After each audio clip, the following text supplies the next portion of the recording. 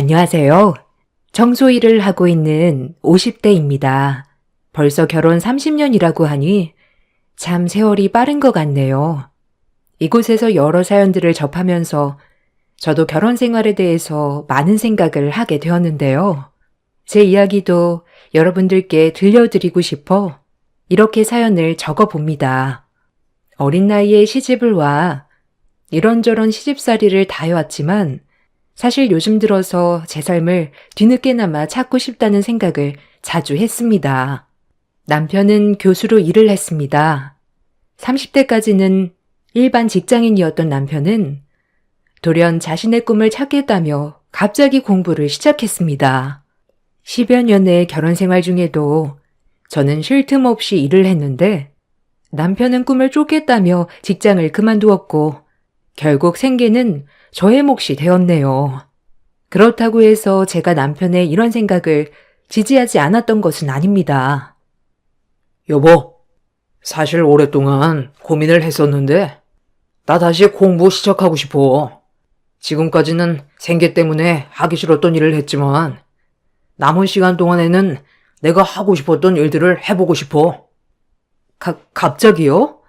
아니, 이렇게 갑자기 이야기를 하면 우리 생활을 어떻게 하고요? 그게 당신이 좀 도와주면 안 될까? 당신도 일을 하니까 조금만 아껴서 생활하면 될 것 같은데 너무 어릴 적부터 내 의지와는 다르게 일을 하다 보니 지금은 너무 고단하고 힘드네. 내 꿈을 지금이라도 찾아야 할 것 같아. 대신 내가 정말 교수가 되면 그 다음부터 생계는 문제 없잖아. 10년만, 딱 10년만 고생해줘. 그렇게 결심한 걸 어쩔 수 없죠. 그래요. 당신 그렇게 원하던 건데 제가 못 도와줄 건 없죠. 한번 결심한 거 열심히 해봐요. 남편은 저에게 미안해하기도 했지만 꿈을 포기할 생각은 없는 듯 보였어요. 다행히 저는 안정적인 직장을 다니고 있었고 학교를 다니는데 들어가는 돈은 남편이 이미 조금씩 모아두어서 걱정하지 않아도 되더라고요. 그래서 저는 남편을 응원하기로 했습니다. 처음에는 아직 자녀들이 어리기 때문에 생계를 책임진다는 게 걱정이 되기도 했어요. 직장이 안정적이라고 하더라도 앞날은 알 수 없는 것이니까요. 그래도 나만 고생하는 건 아니니 좀 더 버텨보자는 생각을 했었죠. 정말 쉬는 날 없이 열심히 일을 했어요. 아이들을 이곳저곳 맡겨가면서 야근이며 주말 근무며 거절하지 않고 일을 했습니다. 저의 그런 노력과 마찬가지로 남편도 정말 열심히 공부를 했죠. 여보, 요즘 공부하는 건 어때요? 시험 기간이라 많이 힘들죠? 늦게 공부 시작하려고 하니까 쉽지가 않네. 아무리 책을 봐도 머릿속에 들어오지가 않아서 큰일이야. 벌써 수십 번은 더 봤는데 왜 이렇게 집중이 안 되는지 모르겠어. 당신도 참 고생이네요. 이래저래 신경 쓸 게 많아서 그런가 봐요. 아이들은 걱정하지 말고 당신 공부에 집중해요. 집에서 공부하기 힘들면 도서관에라도 가서 공부하면 좀 낫지 않을까요? 당신 그래도 괜찮겠어? 그래도 내가 있어야 아이들도 같이 볼 텐데. 괜찮아요. 아이들도 이제 둘이서 같이 노니까. 당신은 지금 중요한 시기니까 공부에만 집중해요. 아이들은 내가 어떻게든 알아서 볼게요. 시험 기간이면 남편은 아침 일찍 나가 자정이 넘어서야 들어오곤 했고 저는 몸이 2개라도 모자랄 정도로 이리 뛰고 저리 뛰며 생활을 했습니다. 늦은 나이에 시작으로 한 만큼 남편은 누구보다 더 열심히 공부를 했어요. 시험이 끝나더라도 늦은 밤까지 연구를 하고 학습하는 데 몰두를 했습니다. 저는 그런 남편이 자신의 꿈을 꼭 이루기를 누구보다 간절하게 소원했어요. 사실 이런 남편의 태도에 처음에는 시댁에서 제 눈치를 정말 많이 보셨죠. 어미야, 미안하다. 내가 우리 아들 공부를 제대로 못 시켜서 이게 한이 됐나 보다. 아휴, 그래도 가장이란 게 갑자기 꿈 타령이나 하다니. 어머님, 괜찮아요. 제가 돈 벌고 있고 지금은 힘들지 않아요. 그래도 누구보다 열심히 노력하고 있으니까 꼭끔 이룰 거라 생각해요. 아휴, 내가 정말 속이 다 상한다. 네가 너무 고생하는 것 같아 미안해서 그러지. 나중에 우리 아들 교수 되면 너도 좀 편안해질 테니 조금만 더 참아다오. 네, 어머님. 저도 잘 도울게요.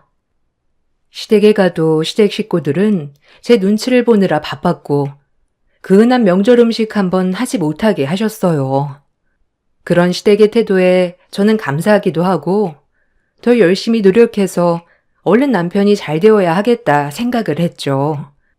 그때까지만 하더라도 저는 남편과 시댁 모두에게 감사한 마음이 컸습니다. 제 고생을 누구보다 잘 알아주고 인정을 해주었기 때문이었어요. 어느덧 시간이 흘러 남편은 점점 일이 잘 풀리기 시작했어요. 오래 걸릴 것만 같았던 조교수도 금방 달 수 있었고 연구 결과도 좋아서 부교수까지 될 수 있었죠. 남편이 학업을 마치고 일을 시작하게 될 때 저는 남편에게 생활비에 대한 이야기를 하게 되었어요. 당신 이제는 벌이도 있으니 생활비에 조금 보태줄 수 있어요? 아이들 학원비도 그렇고 요즘 물가가 올라서 내 벌이만으로는 감당이 안 돼서 그래요. 아, 그래? 근데 어쩌지? 지금까지 도와줬던 사람들한테 빚을 갚느라고 지금 당장 생활비는 좀 힘들 것 같아. 도와준 사람이요? 여보, 지금껏 고생한 건 전데 아니 조금이라도 안 되는 거예요? 조금만 더 기다려봐. 아직은 자리를 잡느라 힘들어. 남편은 교수 자리까지 올라가기 위해서는 신경 써야 할 부분도 많다며 생활비를 전혀 주지 않았어요. 다행히 아이들도 공부를 잘해서 학원을 그만두고 난 후에도 알아서 스스로 공부를 했지만 아이들이 점점 커가고 있음에도 불구하고 남편은 가정에 전혀 관심이 없었습니다. 심지어 아이들이 몇 학년 몇 반인지조차 모르고 있었죠. 이런 남편의 태도에 저는 너무나 화가 났지만 아이들을 생각해 참았습니다. 결국 남편은 교수 자리까지 차지를 하게 되었습니다. 처음에는 저에게 고마워했던 시댁 식구들도 남편이 교수가 되니 바로 태도를 바꿨죠. 아범아, 요즘 힘든 건 없니? 교수라는 게 정말 힘든 직업이더구나. 어쩜 그 직업을 이렇게나 열심히 하다니 장하다 장해. 어릴 적부터 똑똑했는데 결국 네가 해내는구나. 어머니, 이제 어머니 고생 끝이에요. 다 어머니가 저 지원해 주시고 도와주신 덕분이죠. 어머니 아니었으면 제가 여기까지 어떻게 왔겠어요? 아이고, 제일 고생한 건 너지. 공부하느라 얼마나 애가 썼어. 어미야, 애비가 요즘 기운이 없는 것 같은데 너는 애비 음식 잘 안 챙겨주니? 어머님, 저처럼 챙겨주는 사람이 어디 있다고요? 아니, 네가 잘 챙겨주는데 이렇게 사람이 삐쩍 마른다니? 그리고 너는 꼴이 이게 뭐니? 교수 아내면 교수 아내답게 하고 다녀야지. 촌스러워서 영 못 봐주겠구나. 이제는 주변 이목도 생각해서 다녀야 하는 거야. 제가 뭐가 어때서요? 남편은 요새 맨날 밖에 나다니느라 힘든 거지? 잘 안 챙겨 먹어서 그런 거 아니에요. 얘가? 네가 그러니까 애비가 스트레스 받아가지고 마른 거 아니니? 여자가 너무 독하면 남자는 밖으로 도는 법이다. 네가 살살 얘기하면 애비도 어련히 가정에 잘하지 않겠니? 생각을 좀 하고 살아야지 원. 어머니, 됐어요. 제가 아무리 말해도 이 사람은 듣는 척도 안 해요. 그냥 신경 쓰지 마세요. 제가 알아서 잘 챙길게요. 에휴, 네가 이래나 저래나 고생이 많구나. 시댁에서의 대접은 한순간에 바뀌고 말았습니다. 저는 너무나도 어이가 없었죠. 남편이 교수가 되었다고 해서 제 삶은 전혀 나아진 것이 없었거든요. 대신 시댁은 점점 더 상황이 좋아졌습니다. 시댁은 차도 바뀌었고 집안 집기류들부터 가정 가구들까지 시간이 지나면서 새 것들로 다 바뀌기 시작했어요. 저희 집은 그때까지도 혼수로 가지고 온 것들을 그대로 사용하고 있었죠. 그나마 중간중간 고장난 가전들을 바꿨지만 돈이 여유롭지 않으니 중고나 아니면 중소기업 제품으로만 바꿔야 했었습니다. 이런 상황을 모두 알고 있음에도 불구하고 남편은 가정을 외면했습니다. 심지어 아이들이 고등학교에 진학을 할 때까지도 남편은 전혀 관심이 없었어요. 당신 이제 수영이 고등학교 가는 거 알죠? 애가 고민이 많은 것 같은데 그래도 당신이 이쪽으로는 잘 알고 있으니 한번 이야기 좀 해봐요. 아, 그런 거 다 알아서 하는 거지. 무슨 이야기를 해? 그냥 알아서 하라고 해. 고등학교는 무슨? 대입할 때나 잘해야지. 요즘은 고등학교 입학하면서부터 대학 준비를 한대요. 당신이 좀 가서 이야기도 좀 해봐요. 그런 이야기를 해서 뭐해? 거기다가 그건 당신이 알아서 해야지. 바깥일 하는 나한테 집안일까지 돌보라고 하는 거야? 아니, 당신 무슨 말을 그렇게 해요? 당신은 애들 아빠 아니에요? 애들이 자기 진로 때문에 고민한다는데 같이 고민을 해주지 못할 망정? 참나, 내가 그렇게 한가한 줄 알아? 한가한 당신이나 애들 신경 쓰고 제발 내가 좀 신경 안 쓰게 좀 할 수 없어? 뭐라고요? 아니 도대체 누가 신경을 쓰고 있다는 거예요? 다른 것도 아니고 애들 일인데. 남편은 점점 시간이 지날수록 가정에는 소홀해졌습니다. 반면에 저희를 제외하곤 시댁 식구들은 매 여행이며 비싼 음식이며 저는 결혼 생활 동안 한 번도 받아보지 못했던 것들을 누리게 되었죠. 처음에는 생계를 책임진다는 것을 누가 하든지 상관이 없다고 생각을 했어요.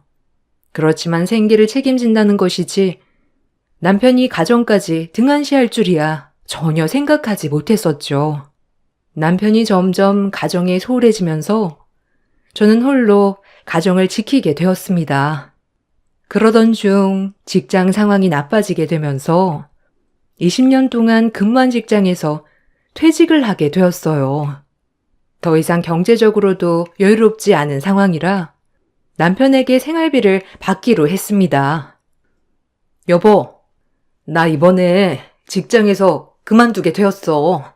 아직 애들 학교도 다 마친 상황이 아닌데 생활비 좀 주면 안 돼? 뭐? 생활비? 그동안 돈 한 푼도 안 모았어? 얼마나 줘야 하는데? 100만 원이면 되겠어? 100만 원? 아니 여보, 우리 가족 4명인 건 알고 있어? 그걸로는 매달 밥값도 모자라겠어. 좀 더 줘야지. 당신 진짜 살림을 어떻게 하길래 100만 원으로 충분하지 않다는 거야. 어차피 애들 저녁까지 학교에서 다 먹고 오는데 100만 원이면 충분하지 않아? 거기다가 나도 집에서 밥 먹는 것도 아니고 집값이 나가기래 아니면 애들 학원비가 나가기를 해. 100만 원이면 충분한 거 아니야? 그리고 일 그만뒀다고 당신 앞으로 일 안 할 생각이야? 정말 너무하다고 생각 안 해?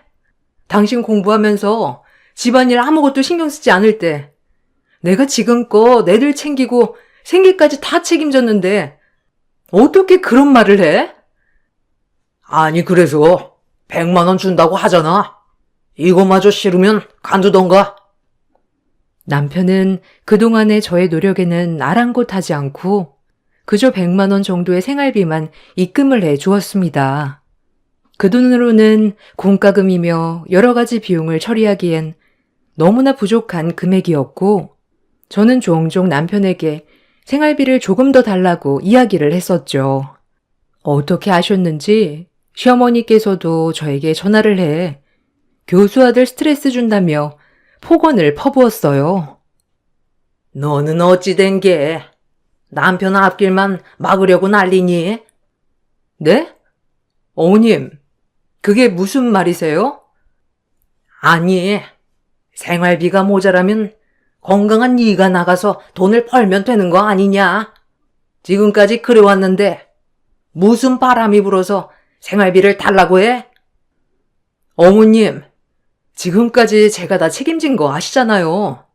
거기다가 제가 그만두고 싶어서 그런 것도 아니고 사정이 있어서 그만두게 된 건데 조금 생활비를 낼 수도 있는 거죠. 그거 가지고 어머님이 이렇게 저한테 이야기할 일인가요? 예, 나는 네 시애비가 돈 한 푼 안 줘도 우리 아들 교수 만들었다.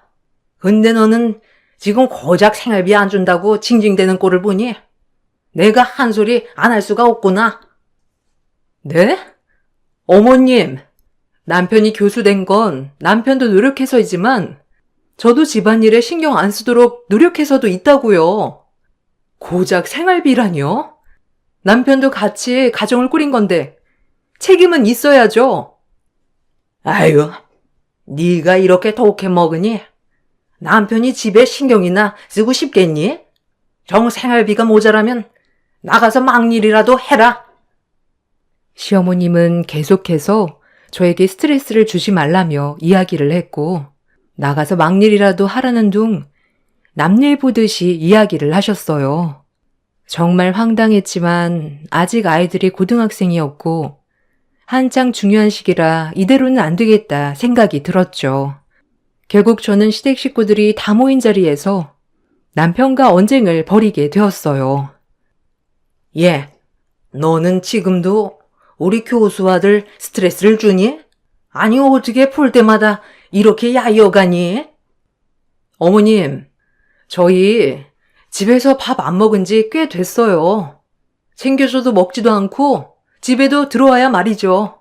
그래서 그런지 생활비도 아주 적게 주고 제가 더 힘들어요. 뭐? 내가 무슨 생활비를 적게 줘? 그 정도면 많이 주는 거지. 당신 나가서 지금 100만 원 벌어봐. 벌 수 있나? 당신 나이에 어디 써주는 데나 있겠어? 당신, 우리 아직 아이들도 안 컸는데 100만 원이 말이나 돼? 거기다가 당신 월급도 받는데 어느 정도는 생활비로 나눠야 되는 거 아니야? 내가 집에 가기래, 아님 집에서 밥을 먹기래. 집에서 하는 것도 없는데 그 정도 주는 거면 내가 예수인 거지 무슨? 당신 공부할 때 뒷바라지 내가 다 했어. 도시락 필요할 때 도시락 싸주고 시험 볼 때도 영양제 꼬박꼬박 챙겨주고 집안일 신경 쓰지 않게 알아서 다 챙기고 그건 상관도 없다는 거야? 어머 얘 좀 봐라. 남편이 큰일 하겠다는데 그거 조금 뒷바라지 했다고 유세 떠는 거니? 그 값을 받겠다고 지금 이러는 거야? 아니요. 그 말이 아니잖아요. 어떻게 그게 말이 아니니? 네가 하는 말이 그거잖니? 너 가만 보니까 진짜 톤돈만 하는구나?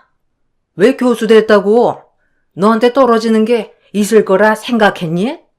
네 능력을 높여야지. 남편 덕보라고 지금껏 가면 쓰고 행동한 거니? 그래, 어머니 말이 맞아. 당신 그때는 나보고 꿈 이루라고 응원해 줬으면서 이제 와서 왜 딴소리 하는 거야? 꿈 이루라고 응원해 줬잖아. 당신 힘들 때 곁에서 묵묵히 지지해 줬고 그럼 우리가 힘들 때도 지지해 줘야 하는 거 아니야? 그게 남편, 아빠로서 도리 아니냐고. 난 도리하고 있어. 생활비 그 정도면 충분하다고 생각하니까 더 이상 말 꺼내지 마. 남편은 그날 이후로 저와의 대화를 모두 차단하고 피해버렸습니다. 저 역시 더 이상 남편과의 관계를 유지하는 것이 맞는지 고민을 하게 되었죠. 문제는 제 아이가 결혼을 앞두고 있었던 상황이었기 때문에 바로 결정을 하기에는 걸리는 부분들이 많았어요. 거기다가 생계에 대해서도 고민을 해야 되었어요. 현재의 나이로는 취업을 하기도 쉽지 않았기 때문에 이곳저곳 취업을 알아보게 되었는데요. 물어물어 알게 된 곳이 바로 파견을 가서 청소를 하는 업체였답니다. 그곳에 취업을 하면서 근무를 하게 되었는데 당황스럽게도 남편의 대학교로 파견을 나가게 되었어요. 이야기를 하지 않을 수 없어서 남편에게 이 사실을 이야기하게 되었죠. 청소업체에 취업을 했는데 당신 학교에 파견을 나가게 되었어요. 뭐? 우리 학교에? 아니, 청소 보러 학교에 오겠다는 거야? 당신 진짜 제정신이야? 아, 그러면 어떻게 해요? 여기서 거기로 가라고 하는 걸 당신이 생활비를 더 줄 거예요, 그럼? 당장 그만둬야지 무슨 소리야? 아니면 다른 곳에 가겠다고 이야기하면 안 되는 거야? 당신은 대학에서 하라는 걸 당신 마음대로 바꿀 수 있어요? 저도 똑같아요. 생활비를 올려주면 그만둘게요. 참, 당신 정말? 그래, 생활비는 여기서도 못 주고, 일을 하는 대신에 학교에서 마주치더라도 아는 척은 절대 하면 안 돼. 알겠어? 남편은 끝끝내 생활비를 올려줄 수 없다는 입장을 고집했습니다. 자신이 마누라가 자신의 직장에서 청소를 하는 것보다 더욱 싫었던 것이 바로 생활비를 주는 것이었던 것이죠. 저는 남편의 말을 듣고 그대로 청소 일을 시작하게 되었네요. 학교에서도 간간히 남편과 마주치긴 했지만 남편은 저를 쳐다보지도 않았습니다. 저 역시 아는 척하지 않았죠. 그렇지만 남편의 태도에 저는 계속해서 실망을 하게 되었습니다. 자식들은 제가 일을 그만두고 쉬기를 바랐어요. 엄마, 이제 엄마도 쉴 때가 된 것 같아. 아빠도 교수인데 무슨 엄마가 이렇게 고생하면서 일을 해. 그냥 아빠한테 당당하게 생활비 달라고 하고 좀 이야기를 해봐. 그 얘기를 들었으면 엄마도 이렇게 일하진 않았겠지. 그렇지만 엄마는 이렇게 몸이 건강할 때라도 일을 해야 될 것 같아. 엄마가 몸이 좋지 않고 더 이상 일을 하기 어렵다 생각이 들면 알아서 그만둘 테니까 너무 걱정들 하지 마. 자식에게는 사실 짐이 되고 싶지 않았어요. 내가 만약 일을 안 하고 쉰다면 아이들은 아이들대로 부담을 느낄 수 있었기 때문이죠. 모아둔 돈으로 일을 하지 않을 수도 있겠지만 나중에 내가 정말 움직이지 못할 정도로 나이가 들면 그때 돼서 자식들에게 짐이 되고 싶지 않아 더욱 열심히 일을 했습니다. 어떻게든 아이들이 결혼을 하고 가정을 이룰 때까지만이라도 버텨보자 생각을 하게 되었어요. 그렇게 청소 일을 하던 어느 날 대학 관리자분이 갑자기 청소 요청이 들어왔다며 한번 가보라는 이야기를 해 오셨습니다. 어딘지를 보니 남편 교수실이더라고요. 보통 일과가 끝나고 나서 어쩌다 한 번씩 청소를 갔었는데 낮 시간대에 청소 요청이 들어오다 보니 그 시간대 한간 저에게 가보라는 이야기가 나왔던 것이었죠. 하는 수 없이 저는 청소를 하기 위해서 남편의 교수실로 가게 되었습니다. 역시나 문을 두드리고 나오는 남편은 화들짝 놀라더라고요. 거기다가 그 자리에는 시모도 있었습니다. 아니, 뭐야? 왜 당신이 왔어? 아니, 넌 왜 여기 청소하러 온 거니? 드디어 티를 내겠다 생각한 거니? 아닙니다. 그냥 청소만 하고 갈 테니까 신경 쓰지 마세요. 아니, 청소 안 해도 되니까 다른 사람 보고 오라고 해. 다른 사람들이 다 바빠서 제가 온 거예요. 그냥 모른 척 청소만 하고 갈 테니 신경 쓰지 마세요. 어머머마, 얘 좀 봐라. 너 일부러 이러는 거지? 우리 교수 아들 얼굴에 먹칠하려고 일부러 여기 와서 이러고 있는 거지? 그런 거 아니고요, 어머님. 그냥 저도 요청이 와서 청소하는 거니까 신경 쓰지 마세요. 아니, 어떻게 신경을 안 써? 지금껏 내 방에 청소하러 오시는 분이 계셨는데. 그분이 바쁘시다고 아까 이야기를 했잖아요. 일부러 그러는 거잖아, 지금. 당신 정말 내가 했던 말 잊어버렸어? 밖에서는 아는 척도 하지 말랬잖아? 남편은 들어가려는 저와 실랑이를 벌이다가 제가 가지고 있던 걸레물을 그대로 저에게 부어버렸습니다. 그 순간 정말 많은 생각이 오고 가더라고요. 이런 대접을 받고서도 살아야 하나 싶은 생각이 들던 찰나에 갑자기 누군가가 급하게 저를 부르는 소리가 들렸습니다. 막내야! 너무나 오래되어서 처음에는 알아보지 못했지만 자세히 보니 외삼촌이셨어요. 결혼식 때 뵙고 나서는 저도 살기 바빠 보지 못했었고 친정엄마가 아프시면서 몇 번 보고 나서는 연락을 한 적이 없었거든요. 그런 삼촌이 저를 부르고 있으니 너무나 깜짝 놀랄 수밖에 없었습니다. 저보다 더욱 깜짝 놀란 건 남편이었죠. 총장님? 막내야, 막내야. 아니, 네가 여기 어떻게 왔니? 그렇습니다. 저희 외삼촌은 남편이 다니고 있던 대학의 총장님이셨습니다. 사실 저희 외가댁은 모두 똑똑하고 공부도 잘하는 엘리트였습니다. 엄마는 일찍 결혼을 해서 자식을 낳았지만 외삼촌은 결혼에 대한 뜻이 없으셨죠. 그러다 보니 엄마가 결혼을 해 아이들 낳아서 일을 할 때 외삼촌이 저희를 데리고 돌봐주시기도 했습니다. 외삼촌의 사랑을 많이 받았던 조카 중 한 명이었던 것이 바로 저였죠. 제가 엄마를 가장 많이 닮았거든요. 외삼촌과 엄마는 정말 애틋한 남매 사이였습니다. 형제 중 둘만 있었고 외할머니 외할아버지도 일찍 돌아가셨기 때문에 두 분이서 의지를 할 수밖에 없었어요. 그러다가 엄마가 돌아가시고 나서는 저도 외삼촌과의 연락이 끊기고 말았었죠. 그 외삼촌이 총장이라니 저도 깜짝 놀랐습니다. 막내야, 너 막내 맞지? 아이고, 아니 어떻게 여기서 이렇게. 아니 그건 그렇고 우리 학교에서 청소로 일하고 있는 거야? 내가 여기서 일하는 거 몰랐어? 어머, 삼촌! 아휴, 정말 오랜만이에요. 어떻게 잘 지내셨어요? 저도 먹고 사느라고 바빠서 연락도 못 드렸었네요. 아, 괜찮다, 괜찮아. 살다 보면 그럴 수도 있는 거지. 근데 지금 무슨 일 있는 거니? 교수님, 아니 왜 이분께 물을 끼얹으셨나요? 무슨 일 있으신가요? 아닙니다.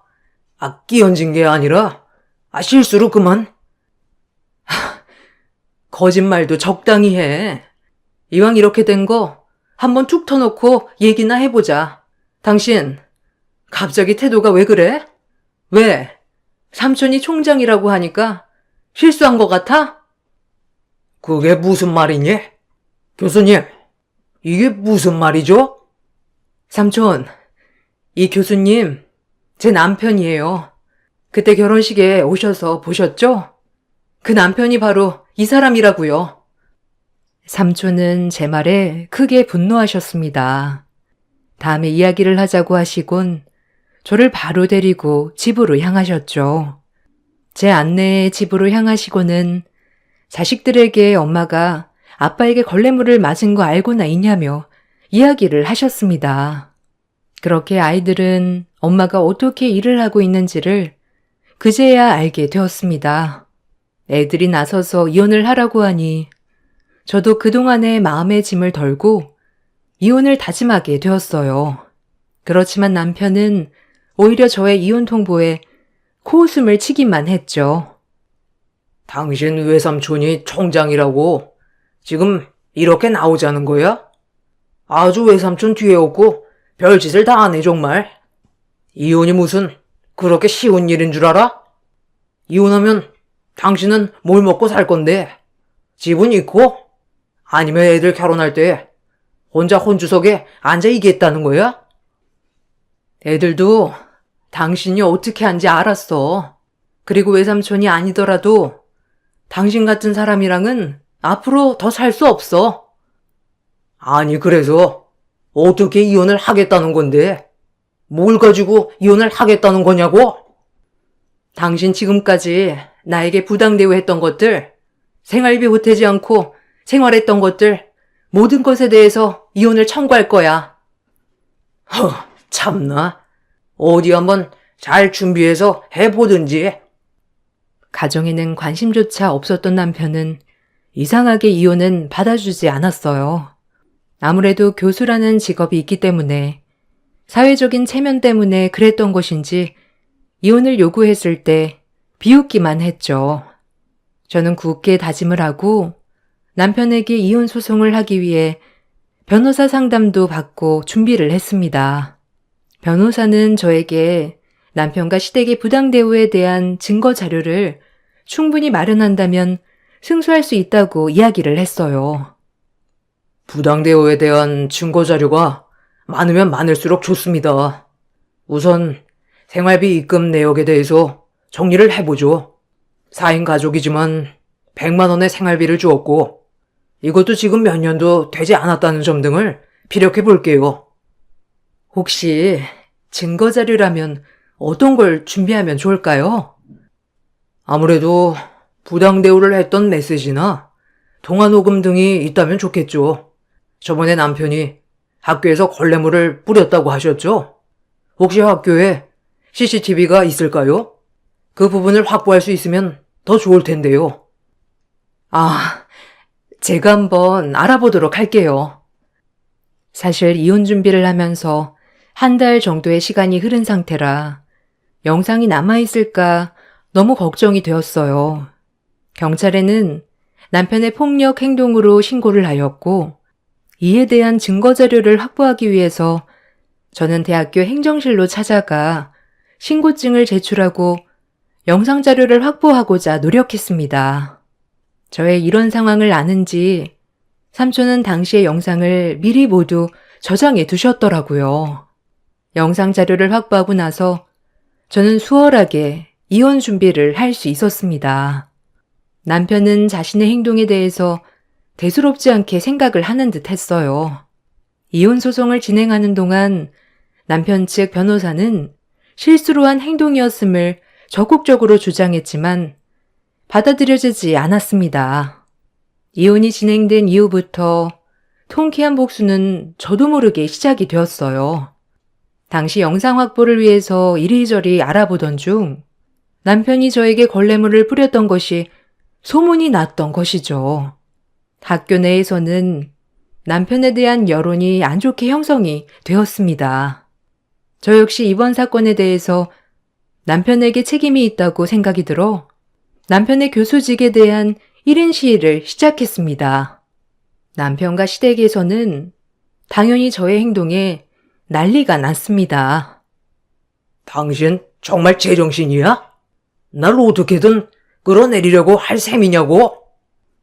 그러게, 당신 처음부터 나한테 그렇게 하지 않았다면 내가 이렇게 나왔겠어? 학생들을 가르친다는 교수라는 사람이 청소부에게 걸레물을 뿌린다는 게 말이나 된다고 생각해? 그렇다고 1인 시를 하는 게 어디 있어? 이건 교수로서 한 행동이 아니고 당신 남편으로서 한 행동이야? 그거랑 별개 아니야? 그래, 말 잘했네. 내 남편으로서 한 행동은 그래도 된다는 거야? 예, 너 정말 독하구나. 이혼하면 끝난 거지. 그걸 가지고 물고 늘어지는 게 어디 있니? 너 거기 학교 총장이 네 외삼촌이라고 지금 그러는 거니? 어머님, 저 지금껏 남편을 위해서 참고 또 참았어요. 생활비 쥐꼬리만하게 주는 것도 다 참았고, 청소를 창피하다고 아는 척도 하지 말라는 것도 다 꾹 참았습니다. 그런데 어머님, 제가 그래서 뭘 잘못했는데요? 지금껏 뭘 잘못해서 당신네들이 이따위 취급을 하는 거냐고? 아니, 이게 정말 미쳤네. 남편과 시모는 당장 목덜미라도 잡고 쓰러질 것처럼 소리를 쳤지만 저는 꿈쩍도 하지 않았습니다. 교내 여러 가지 소란이 발생하자 학교 내에서도 여론이 형성되었고 그 흐름을 타서 외삼촌은 남편의 연구 비용에 대한 조사를 자체적으로 진행하였습니다. 그렇게 조사를 진행하던 도중에 남편이 연구가 아닌 개인적인 명목으로 사용했다는 것이 드러나면서 이에 대한 신고와 함께 민사 청구를 진행하였죠. 하늘 높은 줄 몰랐던 남편의 콧대는 결국 무너지고 말았습니다. 남편이 몰래 쌓아놓고 있던 재산에 대해서도 저에게 절반 분할을 해주게 되었고 결혼 파탄의 원인이 있었기 때문에 위자료 1,500만 원을 배상해야 했습니다. 특히나 연구 자금을 개인적으로 사용했다는 명목으로 횡령죄와 함께 민사로 인한 배상도 진행을 하게 되었죠. 모든 상황들이 폭풍우가 치듯이 휘몰아치고 난 후 남편은 다시 그 어려웠던 시절로 돌아가게 되었습니다. 여보, 내가 잘못했어. 지금 교수직도 파면되고 나 다시 직장에 들어가지도 못하는 상황이야. 여보, 제발 나 좀 받아주면 안 될까? 뭐? 이제 와서? 당신 내가 정말 힘들 때 힘들어서 제발 도와달라고 할 때 어떻게 했는지 기억 안 나? 그래 놓고서는 지금 받아주라고 하면 내가 받아줘야 해? 아, 당신 왜 그래? 그런 사람 아니잖아. 내가 정말 잘못했어.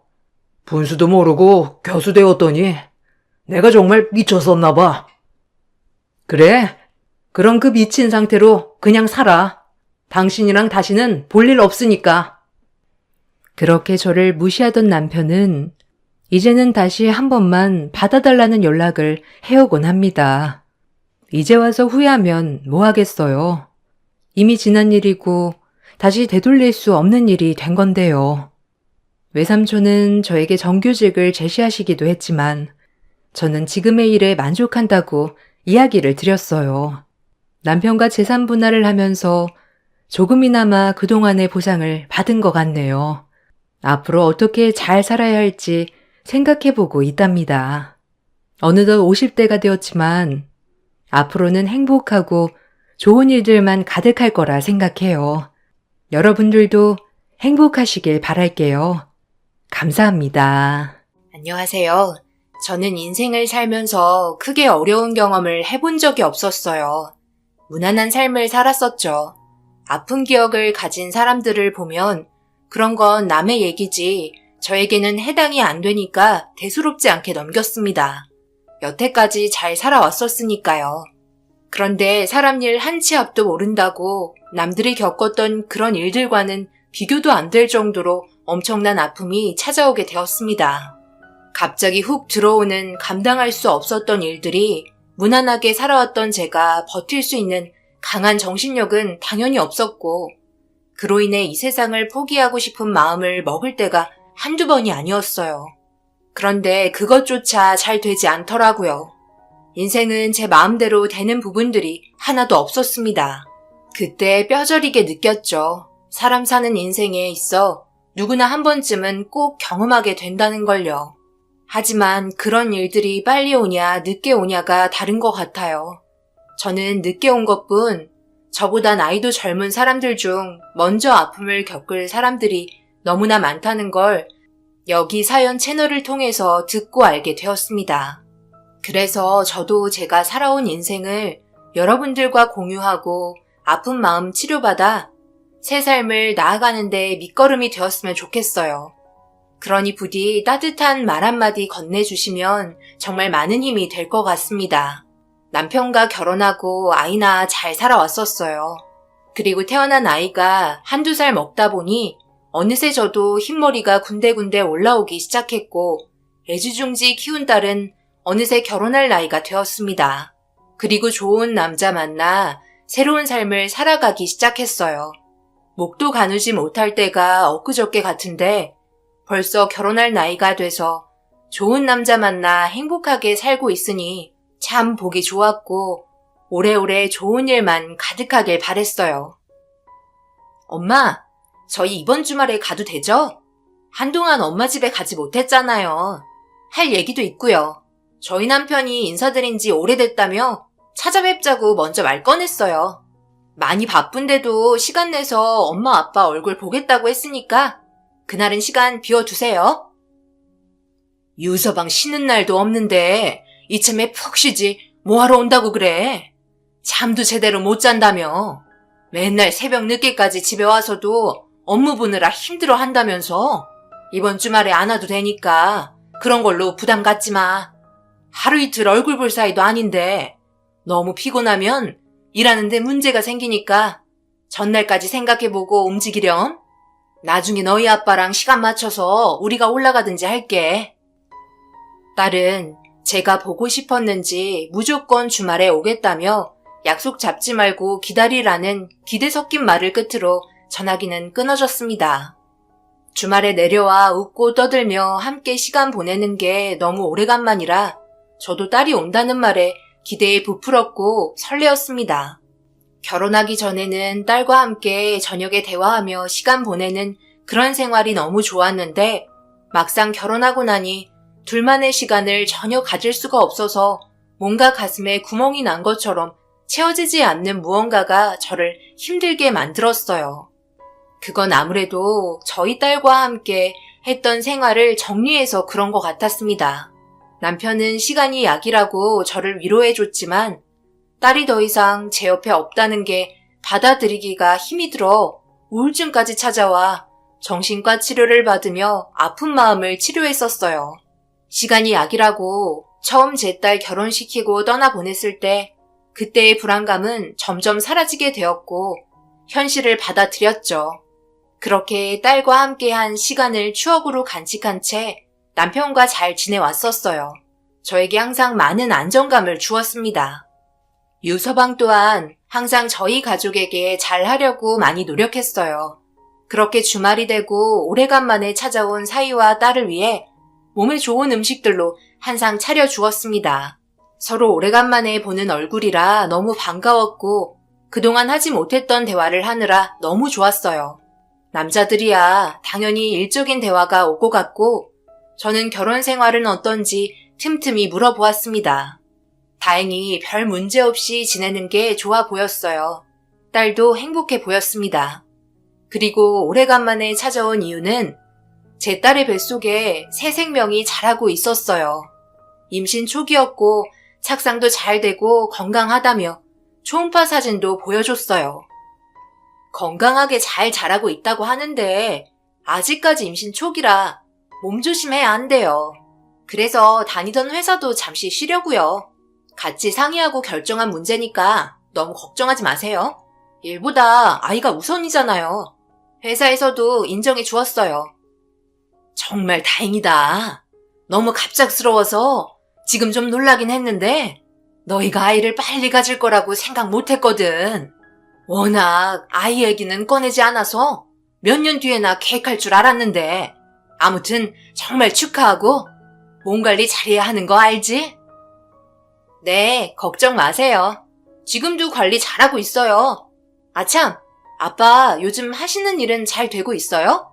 주변에 물어보니까 건축업도 많이 침체되어 있던데 아빠는 어떤지 궁금해서요. 별 문제 없이 잘 되고 있는 거죠? 그럼 아직까지 일거리는 끊기지 않고 잘 들어오고 있으니까 걱정하지 마라. 이번에도 꽤 큰 구역이 들어와서 그곳 전부 구축하려면 5년 정도 걸릴 것 같네. 밥 벌어먹고 사는데 전혀 지장 없다. 그러고 보니 유서방 사업이 요즘 엄청 잘 된다며? 네, 최근 들어 자리를 잡아가는 것 같아요. 열심히 발로 뛰며 고생한 결과라고 생각됩니다. 아직 갈 길이 멀었어요. 더 바쁘게 움직여서 지연이와 뱃속에 태어날 아이를 위해 열심히 돈 벌어야죠. 남 부럽지 않게 키우고 싶습니다. 그런데 아버님, 혹시 여유 자금 좀 있으세요? 저희가 이번에 사업 확장을 할까 하는데 자금이 조금 부족하거든요. 가지고 있으신 게 없다면 따로 대출 받으면 되니까 너무 부담 갖지 마시고요. 물 들어올 때 너 저울하잖아요. 유서방 정말 대단해. 부모 없이 여기까지 홀로 올라왔잖아. 그래서 그런지 어떤 일이든 악착같이 하려는 모습이 정말 보기 좋네. 사업을 하려면 독한 마음이 있어야 성공할 수 있는 거야. 그냥 남들처럼 그 뒤만 졸졸 따라다니면 그 사람은 거기까지거든.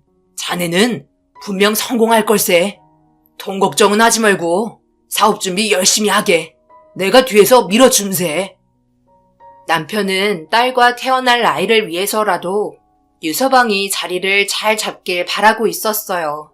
거기에 더해 사업이 워낙 잘 되고 있으니 자기 자신을 보는 것 같았는지 뭐든 해주고 싶어 했습니다. 저희 남편도 절대 쓰러지지 않는 오뚜기 같았거든요. 실패를 거듭하면서 올라온 만큼 남들과는 좀 달랐어요. 재산을 따로 보관해두는 습관이 있었습니다. 저도 들어가지 못하게 하는 따로 만들어 놓은 금고가 있었어요. 그곳에는 남편이 자금이 모일 때마다 차곡차곡 모아놓은 금괴가 있었어요.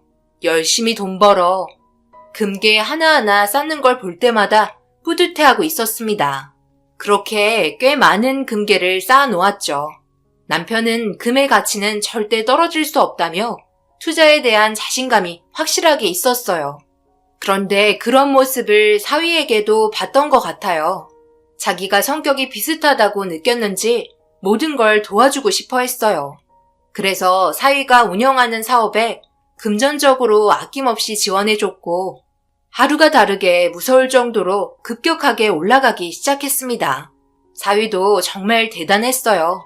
처음 제 딸과 만났을 때는 사업 운영이 잘 되는 편도 아니었고 부모님도 없는 상태라 어떤 식으로 살아왔는지 모르기 때문에 걱정도 되었거든요. 하지만 제 딸을 위해서 꼭 성공하겠다며 확실한 눈빛으로 남편을 쳐다보았고 그런 점이 마음에 들어 결혼까지 시키게 되었습니다. 결과적으로 저희가 보는 눈이 맞았어요. 그리고 행복하게 살아가는 그런 모습이 너무 좋았습니다. 그렇게 시간이 날 때마다 저희 집에 찾아와 함께 식사하면서 가족 관계도 잘 유지해줬어요. 너무 고마웠죠. 한 사람이 잘못된 길을 걷게 된다면 온 가족이 무너질 정도로 엄청난 타격을 입잖아요. 하지만 사위는 중간 역할을 잘 해주고 있었습니다. 좋은 날만 가득한 시간이 흘렀고 어느새 딸의 배도 점점 불러왔고 저희는 또 한 번 자리를 만들어 가족 모두 모여서 맛있는 저녁 식사를 함께 했어요. 그런데 사위가 그날은 얼굴빛이 별로 좋지 않더라고요. 오늘 무슨 일이 있었나? 기분이 안 좋아 보이는데 우리 딸이랑 싸운 건가? 아니면 일이 잘 안 풀리는 거야? 아니요, 그게 아니라 국내 땅값이 너무 비싼 것 같아요. 무슨 사업 하나 확장하려고 해도 돈이 이렇게 많이 드는 건지. 죄다 사기꾼들 같아서 믿기가 힘드네요. 주변에 들어보니까 본사만 국내에 있고 사업장은 해외에서 굴리는 게 더 좋다고 하던데 국내에서 물건 만드는 게 투자 대비 마진율이 너무 적은 것 같아요. 그래서 요즘에 걱정이 많습니다. 지고 올라갈 수 있는데 앞을 가로막고 있는 벽이 있는 것 같아 답답할 뿐이에요. 아버님은 저와 같은 상황이시라면 어떻게 하셨으면 좋겠어요? 일단 유서방에게 투자를 하고 싶어하는 투자자를 찾는 게 우선일 것 같은데 그리고 국내에서 만드는 게 훨씬 더 이득이지. 아무리 땅덩어리가 비싸다고 해도 그것 또한 자네 재산 아닌가. 해외에서 싼 땅에다 사업장 차리고 물건 만들어 들여온다고 해도 그 시간의 노스를 생각한다면 결코 절약한다고 말할 수는 없을 것 같네. 그리고 제일 결정적인 건 품질의 차이 아닐까? 국내에서 제품을 만들면 자네가 관심 있게 볼 수 있겠지만 해외에서 만들어 오는 제품은 아무래도 자네의 손이 덜 탔기 때문에 그만큼 불량률도 많을 거고 거기에 나오는 금전적인 부분들도 상당한 손해를 볼 것 같네만. 이건 오로지 내 생각이니 판단은 자네가 하길 바라네. 내가 자네 같으면 국내에서 힘들어도 어떻게 해서든지 버티고 운영하는 게 제일이라고 생각되네. 그럼 우리 남편 투자자는 아빠로 하면 되겠네. 우리 아빠 자금 엄청 많거든. 어때요? 괜찮은 생각이죠? 투자자는 가족이 하는 건 좀 그렇지. 나중에 문제가 생기면 등 돌려야 할 정도로 상처받을 수 있거든. 남편은 사위에게 금전적으로 도와줄 수는 있지만 투자자는 싫다고 하더라고요. 가족끼리는 그냥 주는 게 맞는다고 하면서 정 힘들면 모자라는 부분들은 도와주겠다고 사위의 걱정을 어느 정도 가라앉혀 주었어요. 아무래도 돈 얘기만 자꾸 나오니 분위기가 좋은 쪽으로 흘러가는 것 같진 않았습니다. 그래서 제가 전환시키기 위해 아이의 이름에 대해서 물어보기 시작했어요. 어느새 아이의 이름에 대한 대화가 오고 가기 시작하면서 다시 분위기는 밝아지기 시작했어요. 역시 가족들끼리 모였을 때는 돈 얘기는 좋은 게 아니란 걸 다시 한번 느낄 수 있었습니다. 늦게까지 함께 시간을 보내고 딸과 사위는 집으로 돌아갔어요. 그리고 집 정리를 하고 있는데 남편이 많은 생각에 빠져 있었습니다. 아무래도 사위의 사업이 잘 되다 보니까 어떻게 도와줘야 할지 고민이 많았던 것 같아요. 꽤 많은 자금이 필요하다면 남편이 그동안 모아두었던 금고에 있던 금괴를 팔아야 했기 때문이죠. 가족이 잘 되는 게 우선이고 딸이 행복해하는 모습만 보면 모든 걸 다 줘도 아깝다고 생각하지 않았는지 남편은 개인 금고방으로 들어갔어요. 그리고 한참 뒤에 다시 나왔고 씁쓸한 표정으로 저와 눈이 마주치자 미소 띤 얼굴로 방에 들어갔습니다. 아무래도 오랜 기간 모아두었던 금괴를 처분해야 하는 상황이 생겨서 더 그런 것 같았어요. 남편이 땀 흘리며 일할 수 있게 해준 원동력이었기 때문이죠. 그런데 한순간에 많은 양이 없어질 거라 생각했는지 정신적으로 힘들어했습니다. 그런 남편의 뒷모습을 보면서 나중에 사위가 더 크게 성공하면 금고의 금괴를 꽉 채워줄 거니 걱정 말라고 위안시켜줬어요. 그렇게 남편은 다음날 또 열심히 일하기 위해 출근을 했고 저에게 쪽지 하나 건네주며 나중에 펼쳐보라고 하곤 현관문을 나섰습니다. 남편이 나가고 나서 받은 쪽지를 펼쳐봤는데 정말 오래간만에 본 남편과 저만 알 수 있는 문자였어요. 예전에 남편과 취미생활로 암호를 만든 적이 있었거든요. 서로 힘들 때 좀 더 가까워지려고 특수 문자 단어를 만들어 조합하면 무슨 말인지 알 수 있게 사용했었는데 오래간만에 남편이 저에게 암호를 건넸고 그 안에 있던 내용은 사랑한다는 말이었어요. 핸드폰으로 문자를 보낼 수 없는 저희가 생각해서 만들었던 암호였기 때문에 저도 똑같이 남편에게 사랑한다고 쪽지로 적은 뒤 사진 찍어 보내줬습니다. 제일 많이 사용했을 때는 아무래도 부부싸움이 났을 때 그때 많이 사용했었죠. 한 글자 한 글자 단어를 맞춰봐야 했기 때문에 글자를 완성해 가다 보면 어느새 기분이 전부 풀어졌었죠. 젊었을 때의 기억들이 다시 떠올랐고 밀려있던 집안일을 추억을 곱씹으며 하나하나 해결해 나갔습니다. 그렇게 바쁘게 움직이고 있었는데 회사에서 전화가 왔어요. 남편 핸드폰이 아닌 회사 전화번호여서 무슨 일인가 싶어 전화를 받았는데 수화기에서 들린 떨려오는 목소리는 저를 털썩 주저앉게 만들었고 맨정신으로 서 있을 수 없었습니다. 오전까지만 해도 분명 웃으며 대화를 나눴었는데 갑작스럽게 남편이 응급실에 실려갔다는 말을 듣고 너무 놀랐고 비틀거리는 몸을 이끌며 급하게 병원으로 향했습니다. 그리고 제가 도착하자마자 남편은 세상을 떠났다는 말을 듣게 되었어요. 믿을 수 없는 현실을 받아들이기가 너무 힘들었습니다. 갑작스럽게 다가온 불행은 저를 버틸 수 있게 만들지 못했어요. 남편의 손을 잡으며 돌아와 달라고 소리치며 그만 잠에서 깨어나라고 매달려봐도 미동조차 하지 않았습니다. 너무 갑작스럽게 아무런 예고 없이 찾아온 남편의 모습을 받아들일 수 없었어요. 그리고 그 뒤를 바라보고 있던 딸도 주저앉았고 믿을 수 없는 현실을 거부했습니다.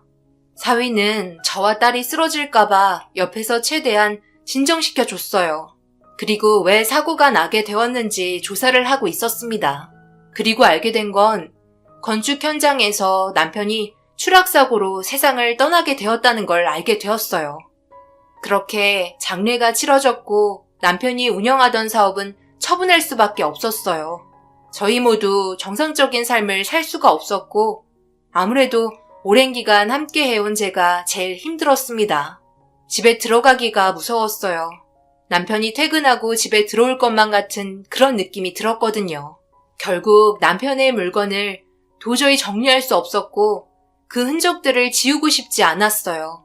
보내기가 너무 힘들어 매일을 눈물로 지냈습니다. 아무래도 사위와 딸이 걱정이 많았는지 거의 매일 밤 찾아왔고 함께 시간을 보내줬습니다. 좋은 말 많이 해주며 위로해 주었어요. 그런데 딸의 배가 벌써 만삭이 되었고 그걸 보니 더욱더 가슴이 아팠습니다. 곧 태어날 손자 얼굴도 못 보고 떠났다는 게 너무 슬펐어요. 행복할 것만 같았던 그런 삶에 불행이 찾아오니 충격적이게도 더 큰 불행이 저를 기다리고 있었고 결국 쓰러지고 말았어요. 도저히 현실을 받아들일 수 없었습니다. 엄마가 힘을 내야 저희도 힘내죠. 산 사람은 살아야 하지 않겠어요? 그래야 아빠도 편히 눈을 감죠. 그래, 알았다. 내가 너희들한테 너무 걱정을 끼친 것 같구나. 미안하다. 늦었는데 자고 가든지 하지. 밖에 눈도 오는데. 조심히 운전해서 가면 돼요.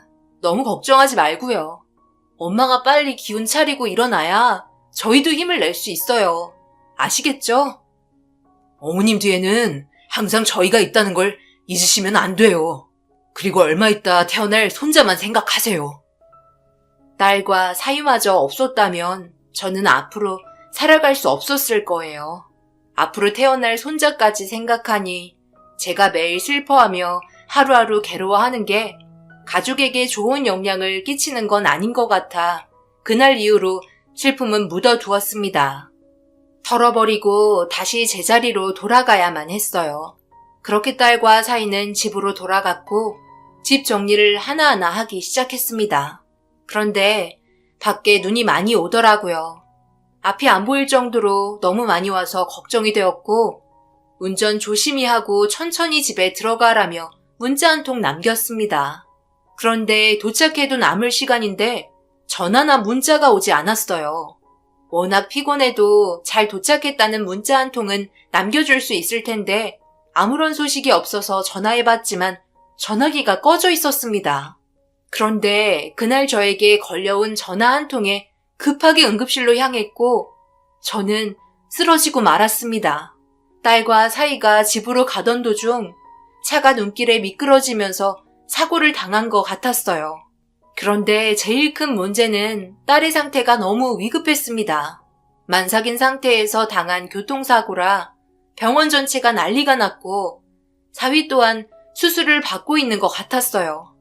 제발 모두가 무사하게 기도했지만 제 기도가 하늘에 닿지 않았는지 손자와 딸은 세상을 떠나고 말았습니다. 한 번에 밀려오는 충격적인 상황들에 더 이상 버티기가 힘이 들었어요. 사위는 수술이 끝나고 의식을 찾지 못하고 있었어요. 사위 또한 위급해 보이는 상태였고 언제 깨어날지도 모르는 상태였어요. 그렇게 깨어나지 못하는 사위를 뒤로하고 저는 딸의 장례식을 홀로 치러야만 했습니다. 만약 제가 끝까지 말리고 아침이 돼서 집에 가라고 했으면 상황이 좋아졌을까요? 어떻게 해서든지 뜯어 말렸어야 했는데 그렇지 못한 게 한이 되었고 쏟아낼 대로 쏟아낸 눈물은 더 이상 나오지 않았어요. 멍하니 초점을 잃은 눈빛으로 조용한 장례식장 안에서 딸의 영정사진을 바라보고만 있었습니다. 사위가 의식이 돌아왔을 때 자기 아내와 자식이 세상을 떠났다는 걸 알게 되면 엄청난 충격으로 버티지 못할 텐데 어떻게 위로를 해줘야 할지 앞이 막막했어요. 그렇게 장례식이 끝이 나고 사위가 의식을 되찾았다는 소식을 듣게 되었어요. 급하게 병원을 찾아가 봤는데 사위 역시 정신적인 충격이 상당히 컸는지 힘들어 보였습니다. 저와 눈이 마주친 사위는 눈물을 흘리며 죄송하다는 말만 반복했어요. 모든 게 자기 잘못이라며 괴로워했고 간호사분들은 사위를 진정시키려 말리고 있었습니다. 저는 산 사람은 살아야 하지 않겠냐며 말은 했지만 앞으로 살아야 할 이유가 전부 사라졌기 때문에 저도 그 자리에서 힘이 풀려 주저앉아 버렸네요. 현실을 받아들이는 게 너무 힘들었어요. 주위 사람들의 어떠한 위로도 저와 사위의 마음을 어루만져 줄 수는 없었습니다. 그렇게 사위는 퇴원을 하려는데 퀵이 하나가 배달이 와서 물건을 건네봤더라고요. 일적인 문제 같았습니다. 서류 봉투 안에 내용을 확인하더니 접어서 품에 넣었고, 그리고 병원에서 나오자마자 택시를 타고 저와 함께 간 곳은 남편과 딸이 가지런히 놓여있는 납골당이었어요. 둘 다 밝은 웃음으로 저희를 바라보고 있었고, 사위는 제 딸 사진 앞에서 오열하며 돌아와 달라고 애원하고 있었습니다. 그렇게 한참 동안 납골당에서 시간을 보냈고, 어느 정도 진정이 된 저희는 벤치에 앉아 추운 바람을 맞으며 슬픔을 날려버리고 있었어요. 앞으로 어떻게 해야 할지 걱정이었죠. 그런데 사위가 저에게 서류를 건네더라고요. 병원에서 봤던 서류 봉투였고 그 안에 있던 건 꽤 지저분해 보이는 종이 한 장이었어요. 아버님이 사고를 당하셨을 때 가지고 있었던 거예요. 저는 도저히 알아볼 수 없는 말들이 쓰여 있어서 모르겠더라고요. 아버님이 돌아가시기 전에 제가 사업 운영 관련해서 찾아간 적이 있었거든요. 그래서 금전적으로 도움을 받기로 했는데 이런 상황이 발생이 되어버려 지금 사업에 차질이 생기게 되었네요. 사람 일 아무도 모르니 어쩌겠어요. 일단 급한 불부터 끌 수 있게 어머님이 도와주셨으면 좋겠어요. 저 혼자만이 아니라 여러 사람의 입이 달린 문제라 이런 상황에 돈 얘기를 꺼내서 정말 죄송합니다. 그때 아버님과 단둘이 얘기할 때 모든 재산을 제 아내에게 준다고 했었거든요.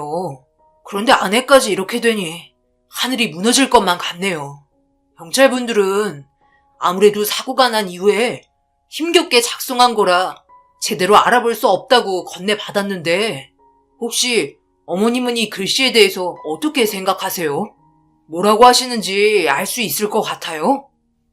사위가 건네준 종이 한 장의 내용은 길지 않고 상당히 짧았습니다. 글씨가 알아볼 수 없을 정도로 흔들려 있었지만 남편이 적은 글씨는 저만 알 수 있는 암호로 된 글씨였어요.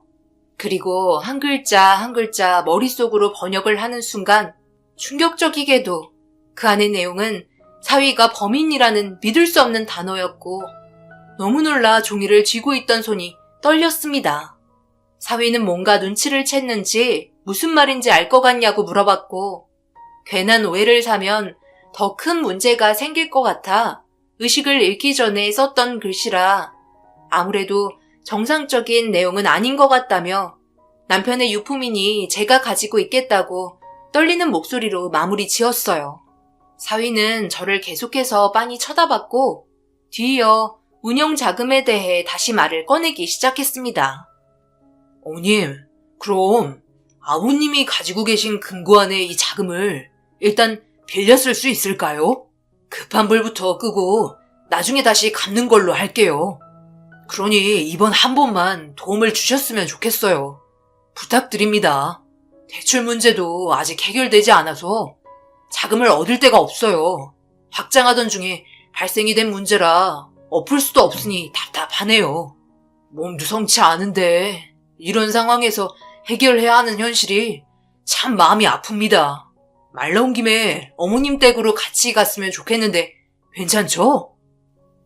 사위는 떨고 있는 저를 부축해서 일으킨 다음 차에 태웠고 집으로 향했습니다. 가는 동안 서로 아무 말 없이 움직였어요. 피곤한 척 고개를 돌려 눈을 감으면서 어떻게 남편이 남긴 종이에 내용이 맞는다면 저 또한 무사하지 못할 것 같아 너무나 두려웠습니다. 경찰에 바로 신고한다고 해서 남편이 남긴 종이 한 장으로 모든 상황을 뒤엎을 수는 없었어요. 그렇게 집에 도착하게 되었고 사위는 도착하자마자 누군가와 통화를 하는 것 같았습니다. 좀 전까지 엄청 슬퍼하고 괴로워하던 얼굴은 어디 갔는지 찾아볼 수 없었고 통화하는 사람에게는 자금 융통이 될 것 같으니 조금만 기다리라며 공사 진행해달라고 지시를 내리고 있었어요. 통화가 끝이 나자 저에게 천천히 걸어오더니 하는 말이 남편의 금고가 어디 있냐는 말이었어요. 나도 남편의 금고는 어디 있는지 잘 모른다네. 워낙 나한테 비밀로 하고 있어서 집안 어디에 있을 텐데 철저하게 비밀리에 숨겨놓아서 이 집 전체를 부수지 않는 이상 찾기 힘들 걸세. 조금만 시간을 주면 내가 자금은 빌려주도록 할 테니까 오늘은 힘드니 그 문제는 나중에 다시 얘기하면 안 될까? 부탁하네. 오늘은 돌아가졌으면 좋겠는데 내가 너무 힘들어서 그래. 무슨 말을 그렇게 하세요? 저는 지금 몸이 멀쩡해 보여요? 하지만 사업장은 돌아가야 하는데 그냥 멍하니 있을 수는 없잖아요. 아버님 방이 여기였어요? 제가 한번 들어가 볼게요. 도와주신다고 하셨으니 일단 찾아봐도 되잖아요. 어머님 혼자 찾는 것보다 제가 같이 찾아줘야 빨리 끝날 거 아니에요. 정 피곤하시다면 먼저 방에 들어가세요.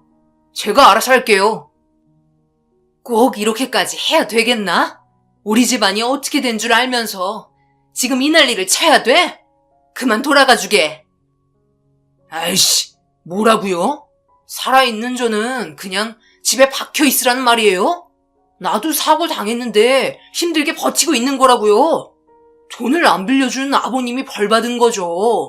언제는 말만 하면 준다고 해놓고서 입 싹 닦으시고 정말 너무하신 거 아니에요? 그래서 네가 우리 남편 밀었니? 그래서 이렇게 상황을 만든 거야? 남편 재산을 전부 우리 딸에게 건네준다고 하니까 그게 그렇게 싫었던 거야? 그래서 이런 말도 안 되는 상황을 만든 거냐고. 우리 둘만 있는 공간이다. 솔직하게 말해. 뭐야, 알고 있었네. 어떻게 알았대? 내가 장인어른 밀은 거? 그 안에 종이 진짜네. 지연이가 그랬거든. 둘만 아는 암호 같은 게 있다고. 그래서 혹시 몰라 종이 보여주니 바로 손을 떨면서 반응 오더라. 살고 싶으면 지금 당장 금고 있는 위치 말하는 게 좋을 거야. 안 그럼 당신도 뒤따라가게 만들어줄게. 알겠어? 금고 어디 있냐고? 사위는 결국 모든 걸 털어놨어요. 자신이 저지른 일이라고 하나도 빠짐없이 계획한 전부를 저에게 털어놓게 되었죠. 그리고 저에게 다가오기 시작했고 금고의 위치를 알려주지 않으면 똑같이 만들어주겠다고 화를 내고 있었습니다. 저는 그놈을 피해 도망쳤고 2층 계단으로 올라갔어요. 그리고 남편의 금고가 있는 방으로 힘차게 뛰어갔습니다. 저를 따라온 그놈이 화를 내자 금고를 보여주고 말았어요. 문을 열라고 했지만 저도 진짜 비밀번호는 알지 못해 모른다고 말했고 화를 내며 당장 알아내라고 소리치는 틈을 타 금고 밑에 있는 버튼을 눌렀습니다. 그 버튼은 보안팀과 연결되어 있기 때문에 무슨 일이 있을 때 눌러야 한다고 저에게 금고를 설치할 때 남편이 말해줬던 게 기억이 났어요. 그렇게 보안팀에게 초인종을 눌렀고 그 사이 급하게 1층으로 내려가 현관문을 열었습니다. 도둑이라며 잡아달라고 소리치면서 경찰에 바로 신고했어요. 모든 내용은 집안 구석구석에 있는 CCTV에 전부 찍혀 있었습니다. 그런데 이놈이 순순히 잡히지 않더라고요. 창문을 깨고 밖으로 탈출을 시도하면서 일이 복잡해졌고 그 뒤를 경찰과 보안팀이 쫓기 시작했습니다. 그런데 길 건너편으로 도망치던 그놈이 빠르게 지나치는 차를 발견하지 못하고 부딪히게 되었고 결국 병원으로 이송이 되었어요.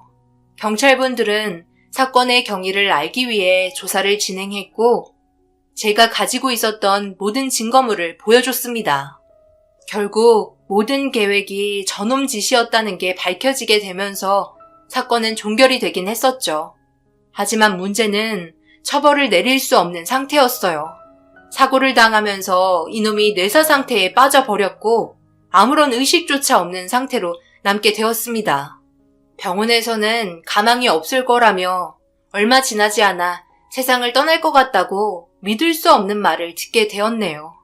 살아서 벌을 받는 것도 아니고 세상을 떠나서 벌을 받는 것도 아닌 상태라 답답하기만 했습니다. 자신의 욕심을 채우기 위해 남의 인생마저 망쳐버린 이놈을 용서할 수 없었어요. 그렇게 지금까지 병원에서 미동조차 하지 않고 누워만 있습니다. 남편과 딸의 인생을 송두리째 앗아간 놈이 그냥 누워만 있네요. 부모 없이 자라서 배워먹지 못해 그런 걸까요? 자기의 이득을 위해 수단 방법 가리지 않은 이놈이 제대로 된 처벌을 받았으면 좋겠어요. 차라리 세상을 떠났으면 좋겠습니다. 이런 제 마음이 너무 답답하고 아파서 이렇게 사연을 적게 되었고 위로의 말을 듣고 싶어 적어 내려갔지만 더욱더 화만 치밀어 오르네요. 앞으로 어떻게 해야 할지 여러분들께서 방법을 좀 알려주셨으면 좋겠어요. 이놈에게 내릴 수 있는 최대의 벌이 있다면 제발 알려주세요. 어떤 방법으로도 그 벌이 저희 가족을 보낼 만큼 크진 않겠지만 할 수 있다면 뭐든 하려 합니다.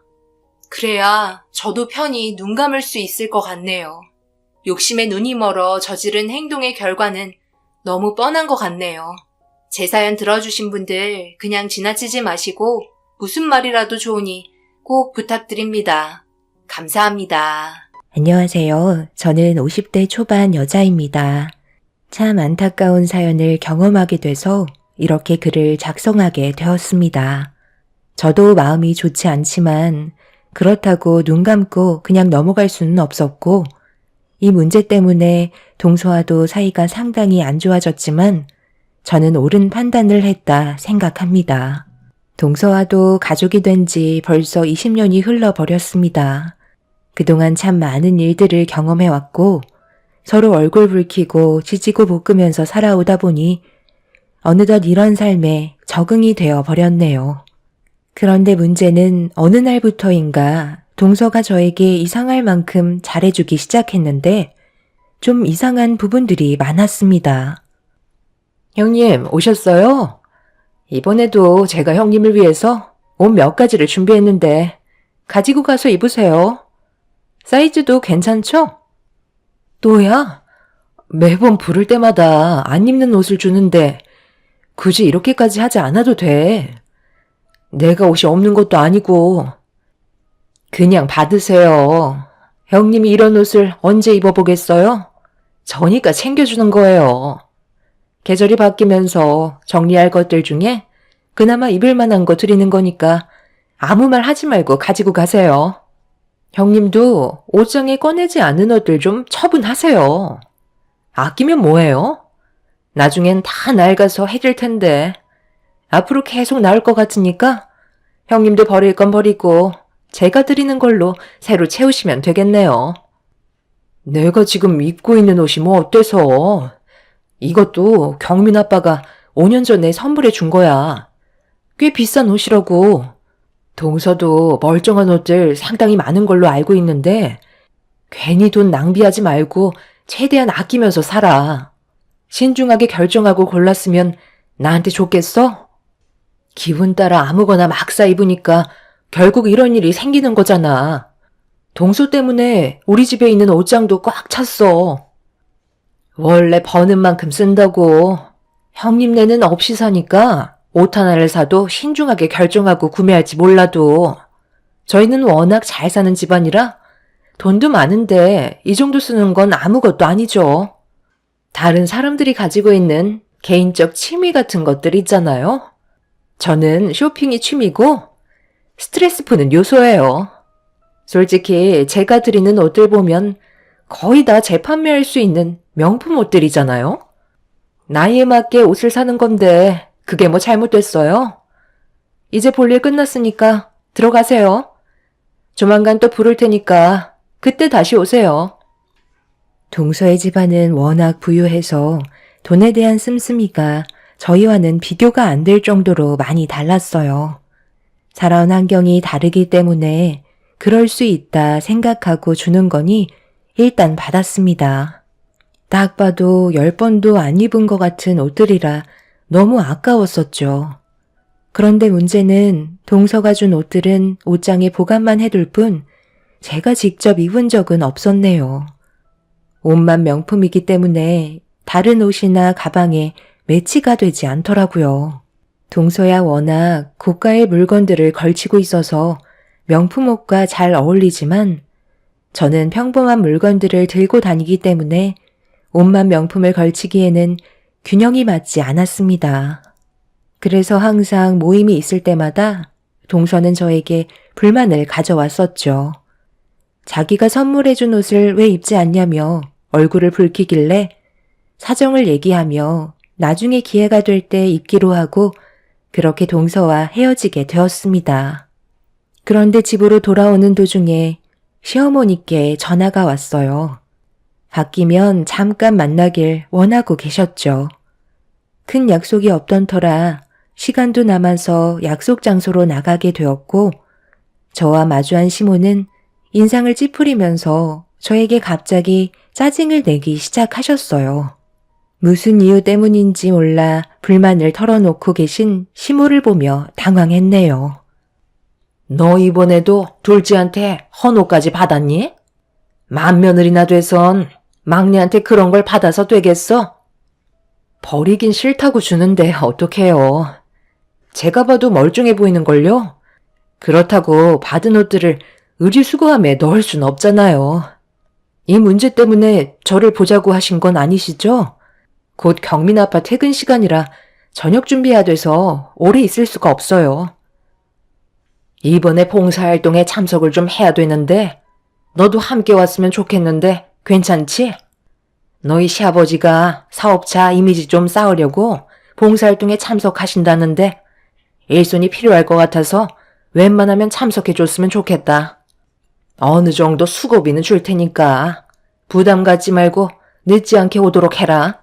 그래도 꽤 영향력이 있으신 분들이 오시니까 웬만하면 최대한 갇혀 입고 나오는 게 좋을 거야. 봉사활동이요? 그때 시간이 있으면 도와드릴 수 있지만 순수한 목적이 아닌 이미지를 쌓으려고 참석하신다는 게 저로서 좀 그런데요. 아버님 사업이야 지금도 워낙 잘 돼서 크게 걱정 없을 것 같은데 꼭 그렇게까지 해야 되는 거예요? 이런 것도 하나의 사업인 거야. 너희 시아버지가 여기까지 그냥 올라온 줄 알아? 쓸데없는 생각하지 말고 하라는 대로 움직여라. 그리고 이건 내 아들 보약이니까 매일 저녁에 챙겨 먹이고. 요즘 끼니를 많이 거르니? 내 아들 얼굴 볼 때마다 얼굴이 헬쓱해져 있던데 내가 이런 거 챙기기 전에 네가 알아서 신경 써주면 얼마나 좋아? 꼭 이렇게 너를 불러서 건네줘야겠어? 시무가 저를 부른 이유를 알고 난 이후 기분이 그렇게 좋은 건 아니었지만 일단 집안일이라 어쩔 수 없이 참석을 하기로 결정하게 되었네요. 그렇게 집으로 돌아와 시모와 잠깐 만나서 나눴던 대화에 대해 설명을 해주며 챙겨주신 보약을 남편에게 건네주었어요. 건강관리 때문에 부쩍 운동량이 늘어서 살이 빠진 건데도 시모는 모든 걸 제 탓으로 돌리고 있었습니다. 남편은 신경 쓰지 말라면서 크게 문제 삼진 않았지만 저는 기분이 썩 좋은 건 아니었네요. 이런 일들이 하루 이틀도 아니고 모임이 있거나 개인적으로 얼굴을 봤을 때 항상 시모는 저에게 잔소리만 늘어놓으셨어요. 어느 정도는 받아들이고 넘어갈 순 있지만 이런 문제들이 계속해서 지속되다 보니 저도 사람인지라 정신적으로 고통을 받게 되더라고요. 오랜 세월 함께 알고 지낸 사이라 해도 절대 가까워질 수 없는 무언가가 저에게 항상 남아 있었습니다. 그래서 지금까지도 저는 쉽게 마음을 열지 못하고 있네요. 형식적으로 해야만 하는 것들을 의무적으로 하고 있을 뿐 그 이상 그 이하도 아니었어요. 남편도 이런 제 모습을 보면서 잘하는 거라고 얘기하지만 시모는 이런 저를 좋은 시선으로 바라봐주지 않았습니다. 어떻게 보면 정없다고 말할 수도 있겠지만 결혼 초에는 저도 정말 많이 노력했었거든요. 하지만 돌아오는 건 상처뿐이라 저도 모르게 상처를 받지 않기 위한 방어 수단의 행동이었는데 시모는 이런 제 마음을 전혀 알아주지 않았어요. 그런데 이런 관계가 봉사활동에 참석하게 되면서 시모의 불만이 터져 나오기 시작했습니다. 저보다 먼저 도착한 동서가 시모와 쿵짝을 맞추고 있었어요. 봉사를 하러 오신 분들과 서로 웃고 떠들며 분위기를 이끌어가고 있는데 제가 시모의 옆으로 다가가면서 주변 분들에게 인사를 드렸습니다. 형님, 오셨어요? 생각보다 좀 늦으셨네요. 오늘은 그래도 신경 좀 쓰셨네. 그 옷 제가 최근에 선물해 드린 거죠? 너는 왜 옷을 그렇게 입고 온 거야? 어차피 잡일은 네가 다 할 텐데 활동하기 편한 옷으로 입고 왔어야지. 적당히 깔끔하기만 하면 된다고 했잖아. 누가 나보고 명품 옷 걸치고 오라고 그랬니? 여기가 패션쇼 하는 데야? 나이 50이 넘었으면서 그 옷이 너한테 어울린다고 생각해? 얘는 적당히가 없어. 저기 일하신 아주머니한테 가서 작업복 좀 빌릴 수 있냐고 좀 여쭤봐라. 걸친 옷만 명품이지. 머리부터 발끝까지 저가품인데 빛이 날 일이 있겠어? 저 옷이 저희 막내 며느리가 안 입는 옷을 큰 며느리한테 선물해 준 건데요. 상판이 달라서 그런 건지 옷을 입어도 품격이라곤 전혀 찾아볼 수가 없는 거 있죠? 오히려 너무 창피해서 주변 시선을 의식하게 된다니까요.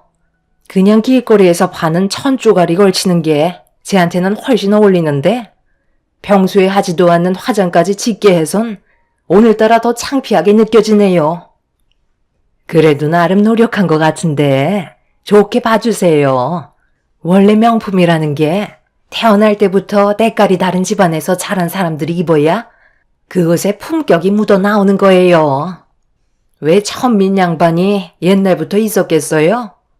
천민이 아무리 고급진 옷을 입는다 해도 그 신분이 어디 가겠어요? 겉에서 풍기는 이미지가 다른데요. 그래서 집안을 보고 결혼을 하는 거잖아요. 솔직히 큰아드님 결혼시키신 거 후회하시죠?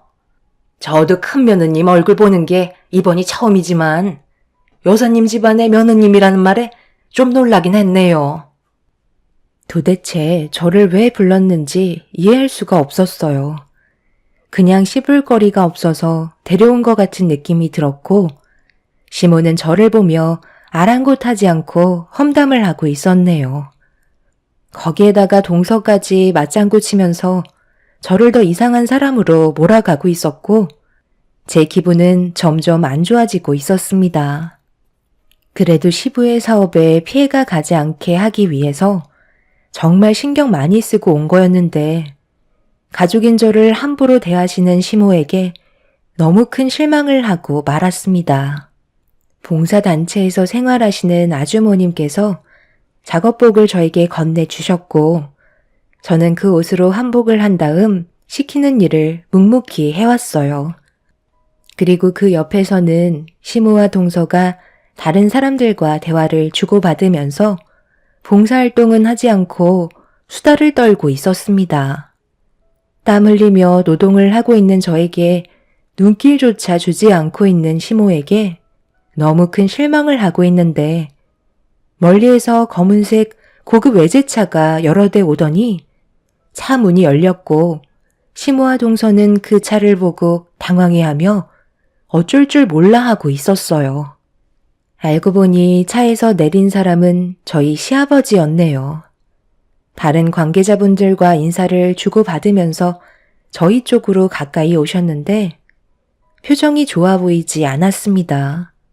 오시자마자 굳어진 얼굴로 제 앞으로 다가오셨고 저는 얼굴에 흘리는 땀을 닦아내며 시부에게 인사를 드렸어요.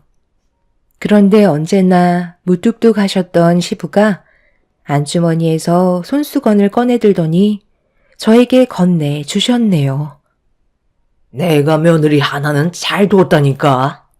땀을 흘리면서까지 봉사활동을 하고 있을 거라곤 생각지도 못했는데 작업복까지 입고 있는 모습을 보니까 내가 너무 고마운데. 집안일에 언제나 묵묵히 솔선해서 나서주는 이런 며느리 솔직히 찾기 힘들지. 그런데 당신이랑 둘째는 여기에 봉사활동을 하러 온 거야? 아니면 수다 떨러 온 거야? 여기 명품 옷 자랑하러 왔어? 누가 잘 사나 못 사는지 평가로 온 자리야? 어떻게 된 게 우리 집안에 큰 며느리만 정상이야? 봉사활동을 하러 왔으면 최소한 하는 신용이라도 해야지. 누구는 일하고 누구는 커피 마시고 이 상황이 맞는 거야? 나 대신 일단 봉사활동하고 있으라고 분명히 얘기했는데 당신이 지금 우리 집안 망신 다 시키고 있네. 그리고 너는 우리 집안의 막내 며느리면서 뭐가 그리 잘났다고 큰 며느리가 땀 흘리며 봉사활동하고 있는데 옆에서 커피나 홀짝거리고 있어? 분명 내가 올 거라고 하지 않았나? 정신 상태들이 그렇게 썩어 빠졌으니 이 사이가 발전이 없는 거야. 마음 같아서는 당신이랑 인연 끝내고 막내 며느리 너도 당장 내 아들과 이혼시키고 싶지만 오늘은 보는 눈이 워낙 많아서 일을 더 크게 만들지 않을 테니 당장 작업복으로 갈아입고 큰 며느리가 시키는 대로 어서 거들어줘. 날이 가면 갈수록 하는 짓들을 보면 실망을 안 할 수가 없어. 당장 엉덩이 안 뛰어? 시부가 예고 없이 나타난 순간 집안 분위기는 상당히 무거워졌고 시모와 동서는 화가 머리끝까지 올라오신 시부의 말에 급하게 작업복으로 환복을 하게 되었네요. 그리곤 제 옆에 다급히 와서는 뭐부터 하면 좋겠냐고 물어보시길래 시모에게 제가 하고 있던 일을 가르쳐 드렸습니다. 동서도 옆에서 저를 따라하며 눈치를 보고 있는데 작업복을 갈아입고 나오신 시부는 다른 쪽에서 봉사활동을 시작하셨습니다. 그걸 지켜보고 계셨던 시모가 갑자기 제 허벅지를 강하게 꼬집으셨네요. 너는 왜 이렇게 눈치가 없는 거야? 거기서 아무 말도 없이 가만히 있으면 우리가 뭐가 돼? 일부러 욕먹이려고 작정한 거니? 그게 무슨 말씀이세요? 작업복으로 갈아입고 나오라고 하신 것도 어머님이 시키신 거고 저는 묵묵히 봉사활동만 하고 있었잖아요. 아버님이 오실 거라는 거 알고 계신 거 아니셨어요?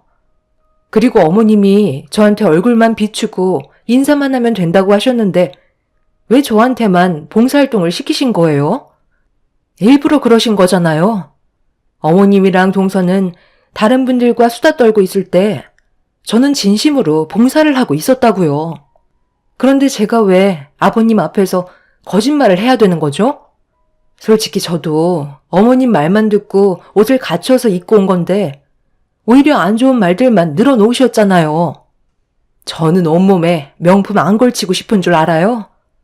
그런 것들이 저에게는 사치로 보이고 그 돈 모아서 제 자식들 결혼하는데 보태는 게 훨씬 더 이득이 될 것 같아 아끼면서 생활하는 건데 저를 지금 천민으로 낙인 찍으셨잖아요. 어머님이랑 동서는 양반 집안이니까 저를 아래로 보면서 커피들 마신 건데 제가 왜 그런 일들을 아버님께 포장을 해서 좋게 설명을 해야 되는 건지 모르겠어요. 오히려 양반이면 아버님처럼 저렇게 행동하시는 게 양반이시죠.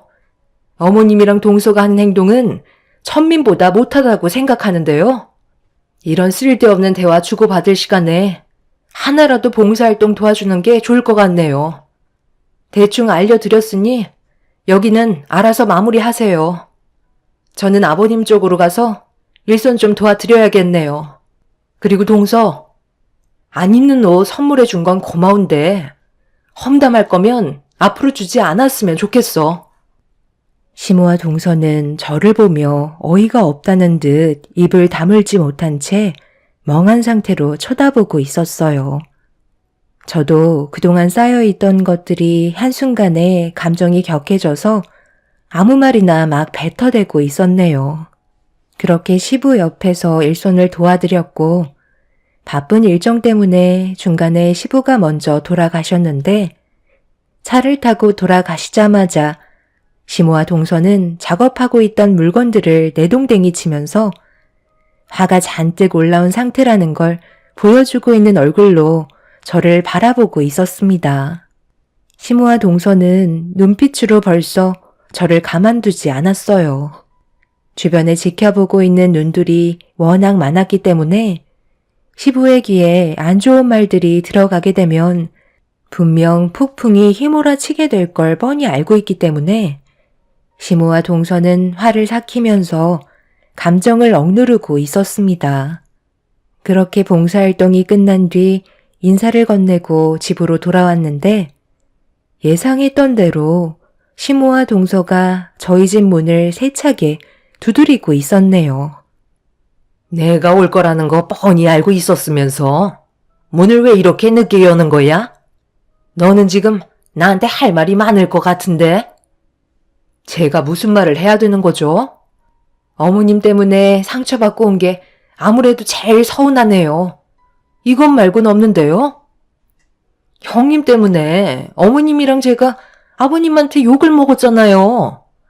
제가 만약에 형님이었으면 어머님이 지금까지 봉사를 하시다가 잠깐 쉬고 계신 거라고 변명이라도 했었을 거예요. 어떻게 눈치도 일이 없을 수가 있는 거죠? 이번에 아버님 눈빛 보니까 심상치 않았다고요. 지금까지 아버님한테 잘 보이려고 얼마나 많은 공을 들였는지 아세요? 그런데 한순간에 무너져 버렸잖아요. 원래 가식적인 행동들은 시간이 지나면 드러나게 되어 있는 거야.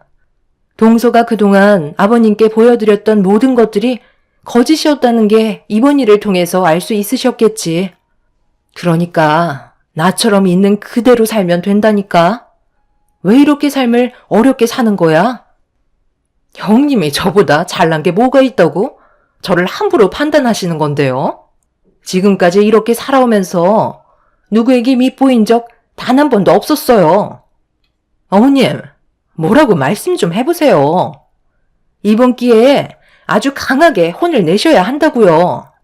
요즘 너무 풀어주셨나 봐요. 그러게, 그동안 내가 하도 잔소리를 해서 기가 죽은 것 같아 웬만하면 쓴소리 하지 않았는데 얘가 날이 가면 갈수록 기어오르려고 하네. 너는 시애미가 만만하니? 보잘것없는 너 같은 게 우리 집안의 며느리로 들어와 20년 넘게 생활하다 보니까 감을 잃은 거야? 신분 상승했다고 눈에 패는 게 없지? 오늘 일은 그냥 넘어가지는 못할 것 같다. 당장 내 아들한테 전화하거라. 이럴 줄 알았어. 당신이 하는 짓이 그럼 그렇지. 또 시작이야? 내가 뭐라고 그랬어? 나랑 살려면 최대한 숨죽이며 지내라고 했을 텐데. 엄마, 또 이 사람한테 뭐라고 하시는 거예요? 그동안 할 만큼 했잖아요.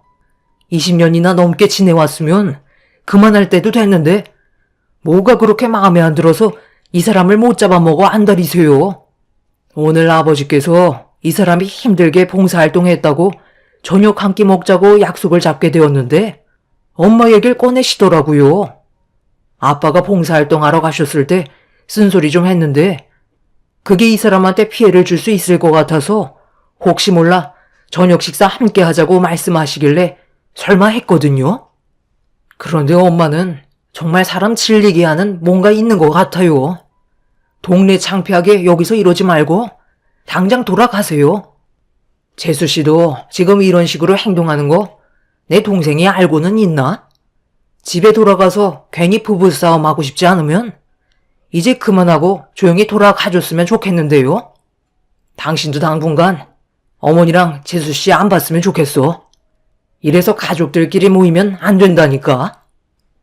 남편과 시부가 올 거라고 예상하지 못한 시모와 동서는 화들짝 놀라며 아무 말도 하지 못한 채 뒤도 안 돌아보며 집으로 돌아갔어요.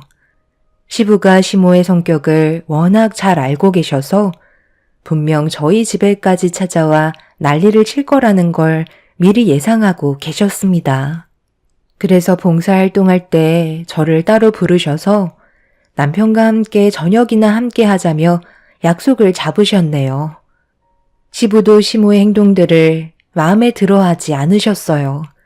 하지만 시부는 집안에 이혼이라는 흠을 남기고 싶지 않아 참고 넘어가시는 경우가 상당히 많으셨죠. 그날 이후 시모와 동서는 저에게 연락 한 통 하지 않았고 한동안 큰 일은 없었습니다. 그런데 어느 날 동서가 저에게 전화를 했어요. 또 쇼핑을 해서 버려질 옷들이 쌓이다 보니 그걸 저에게 주려는 것 같아 보였죠. 쓸데없이 엮이고 싶지 않아 전화를 받지 않았는데 퇴근하고 집에 들어가려는 순간 뒤에서 동서가 기다리고 있었는지 저를 부르며 다가오고 있었어요. 양손 가득 쇼핑백을 들고 있길래 한숨을 쉬며 저희 집 문을 열었고 동서는 뒤따라 들어왔습니다. 내가 연락을 안 받은 이유를 알고 있을 텐데 왜 또 찾아온 거야? 나는 이제 옷을 그만 받고 싶다니까. 동서한테 옷을 받아봤자 나는 어차피 잘 입지도 않아. 그냥 가지고 돌아가 줬으면 좋겠어. 차라리 다른 사람들한테 팔던 아니면 의류 수거함에 넣으면 되잖아. 나는 싫다는데 왜 자꾸 주려는지 모르겠네. 웬만하면 우리 특별한 행사 때 말곤 안 받으면 좋겠어. 그래도 생각해서 가지고 왔는데 정말 너무하신 거 아니에요? 저는 뭐 오고 싶어서 온 줄 알아요? 형님이 가족이고 하도 불쌍해 보여서 도와주려고 찾아온 거라고요. 그냥 아무 말도 하지 말고 받아두세요. 저 아니면 이런 거 구경이나 해보겠어요? 없이 살면서 뭘 받지 않겠다는 거예요? 그냥 호의나 고맙게 받으세요.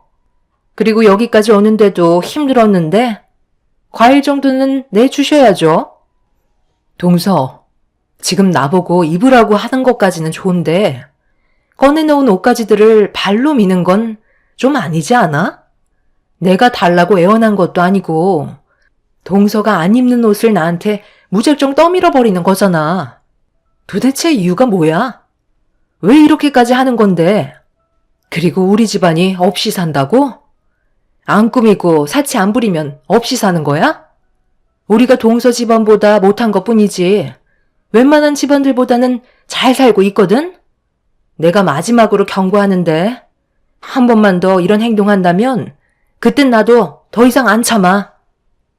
저도 더 이상 생각 없이 막 나가는 동서를 봐줄 수 없었어요. 한두 번도 아니고 왜 계속해서 이런 식으로 사람을 난처하게 만드는지 이해할 수 없었습니다. 하지만 동서는 제 말을 듣지도 않고 자기가 알아서 하겠다며 자리에서 일어나 현관문 밖으로 나섰습니다. 그런데 현관문이 열리자마자 동서 앞에 경찰들이 기다리고 있더라고요. 동서도 당황했는지 저에게 도움을 요청하길래 무슨 상황인지도 모르는 상태에서 일단 경찰분들께 왜 동서를 연행해 가려고 하시냐며 물어본 순간 충격적인 말을 듣고 말았네요. 방금 이분께서 서지하고 계신 옷들이 전부 다 이 집에 가지고 들어가는 걸 목격했고요. 안에 있는 증거물품은 저희가 압수하도록 하겠습니다. 이분의 따님께서 그동안 상당히 많은 옷들을 몰래 백화점에서 가지고 나온 게 CCTV에 전부 다 촬영이 되었습니다. 요 며칠 사이에도 여러 군데 백화점을 돌아다니셨고 따님이 몰래 옷을 입고 나온 게 포착되었네요. 그럼 일단 집안에 있는 증거물품들은 회수하도록 하겠습니다. 그리고 집주인분께서도 일단 증거물품을 숨겨주셨기 때문에 경찰서에서 추가적인 조사 진행이 있을 겁니다. CCTV를 확인해 보니까 최근에 이분이 건네주신 옷을 입고 나가셨더라고요. 전혀 예상하지 못한 상황이 눈앞에 펼쳐졌고 저는 아무 말도 하지 못한 채 경찰분들의 수사에 협조를 도와드릴 수밖에 없었네요. 결국 저도 경찰서에서 조사를 받게 되면서 이 사실을 아시게 된 시부모님과 저희 집안 그리고 동서 집안까지 전부 다 난리가 나고 말았습니다. 저는 진술한 내용을 토대로 크게 문제가 없었지만 동서와 조카는 법적으로 상당히 심각한 상태였어요. 그동안 제가 가지고 있던 옷들이 상당히 많았었기 때문에 그에 따른 죄질이 무겁다는 걸 누가 봐도 알 수 있었습니다. 결국 동서와 조카는 한참 동안 수사가 진행이 되었고 동서는 자식의 범행을 숨긴 부분에 대해 법적인 처벌을 면하지 못했고 조카는 소년원에서 생활을 할 수밖에 없었습니다. 문제는 조카가 정신적으로 문제가 있는 상태였어요. 알고 보니 도벽이 있었고, 동서는 그런 사실을 숨기려고 지금까지 백화점에서 가지고 나온 옷들을 전부 다 저에게 떠넘기고 있던 거였습니다. 결국 이 문제 때문에 보호관찰심사위원회가 열렸고, 도벽이라는 정신질환이 있는 조카를 어떻게 해야 할지 심사 및 결정을 하게 되었네요. 결국 위원장을 포함한 5명의 위원이 한자리에 모였고, 청소년들의 보호관찰에 관한 지식과 경험이 있는 한 사람으로서 정신과 치료를 담당하고 있는 제가 심사원석에 참석하게 되었습니다. 상당히 오랜 시간 의논을 한 결과 지속적으로 반복되는 범행은 더 큰 피해를 막기 위해 가석방은 불가피하다고 판정 내리게 되었고, 정신과 담당인 제가 소년원에서 조카를 담당하게 되었습니다. 저는 일반적인 정신과 의사가 아닌 소년원에서 어려움을 겪고 있는 아이들의 불완전한 심리 상태를 상담해주고 치료해주는 정신과 의사입니다. 그래서 일반 의사들과 다르게 수입이 적은 편이라 시모는 잘 사는 동서지방과 저를 무시했던 거였죠. 그리고 조카는 차후에 소년원에서 나와서도 보호관찰 대상으로 또 다른 문제를 막기 위해 상태가 호전됐을 때까지는 지속적으로 감시를 받을 수밖에 없는 상황이었어요. 이 사실을 듣게 된 동서는 구치소에서 저와 얼굴을 마주하게 되었고, 저를 본 순간 얼굴이 잿빛이 돼선 눈물을 쏟아내고 말았습니다. 처음부터 자기 딸에게 문제가 있다는 걸 저에게 말하고 싶었지만 자기 집안의 수치라서 도움을 청할 수 없었다며 이런 상태의 집안이라는 걸 알려주고 싶지 않아서 계속 시간을 끌었다는 말을 듣게 되었죠. 동서는 자기 딸이 정상적으로 돌아올 수 있게 저에게 부탁을 하면서 엄마로서 자기가 많이 부족하다는 걸 인정하고 있었습니다. 이런 모습을 보니 참 안타깝더라고요. 앞으로 동서가 이번 일을 통해서 정신을 차렸으면 좋겠어요. 아무리 돈이 많은 집안이라 할지라도 여러 가지 문제점들이 있다는 걸 알 수 있었고, 지금 시대에 사람과 사람 사이에 급을 나누지 않았으면 좋겠어요. 시모도 이번 일을 통해서 한동안 조용히 지내고 계시네요. 앞으로 가족 모두 서로 얼굴 붉히는 일 없이 잘 좀 지냈으면 좋겠습니다. 제 사연 들어주신 분들 오늘 하루도 힘내시고 하시는 일이 무엇이든 잘 해결되시길 바랍니다. 감사합니다.